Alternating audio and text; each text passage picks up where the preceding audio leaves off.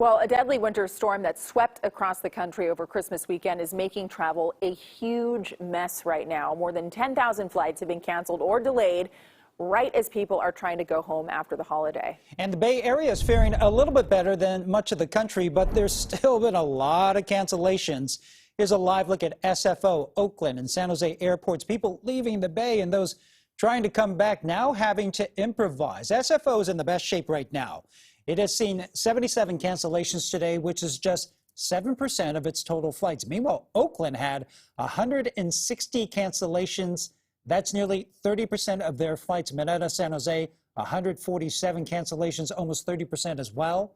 Our Max Darrow joins us live from SFO with the very latest. Max. Yeah, the bulk of the cancellations are coming from Southwest Airlines flights. In total, more than 300 flights either into or out of the Bay Area canceled today that were Southwest flights. And what you see behind us, all these people lining up, this has been what we've been watching unfold all day. All these people are standing in line to figure out if, when, and how they're going to get to their final destination. But many have already learned that might not happen tonight.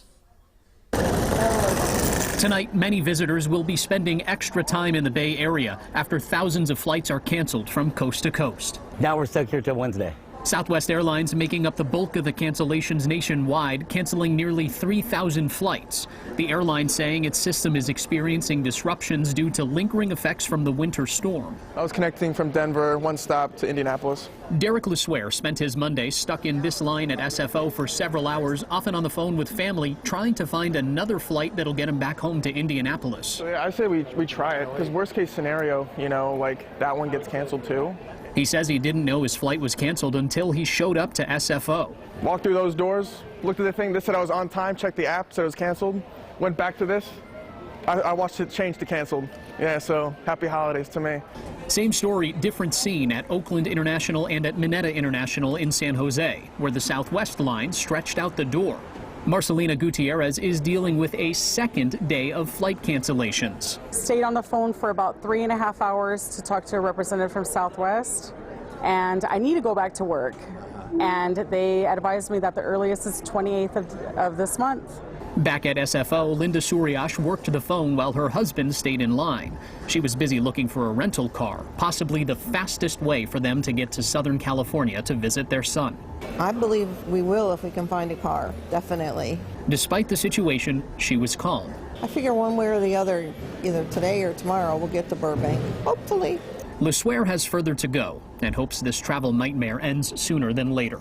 I'm going to try and get another flight. We'll see if I can get out in the next few days. But, I mean, if we're being realistic, I love to be optimistic, but I don't really have the luxury right now. According to a Southwest spokesperson, the airline is working to rebound as we speak. However, they do anticipate more changes between now and New Year's with an already reduced level of flights. Ryan? All right, thank you very much, Max. And as Max mentioned, Southwest is experiencing the bulk of those delays and cancellations. The president of Southwest Flight Attendants Union says this is not a staffing issue, and the company's executive leadership team is to blame. When they chose to take flights into the middle of the storm or not preemptively cancel enough flights, their systems have not been able to keep up with the rescheduling, the cancellations, the notification to crew members about those cancellations and changes in flights. In a statement, Southwest apologized to customers and crew members, adding, quote, "We were fully staffed and prepared for the approaching holiday weekend when the severe weather swept across the continent, where Southwest is the largest carrier in 23 of the top 25 travel markets in the U.S.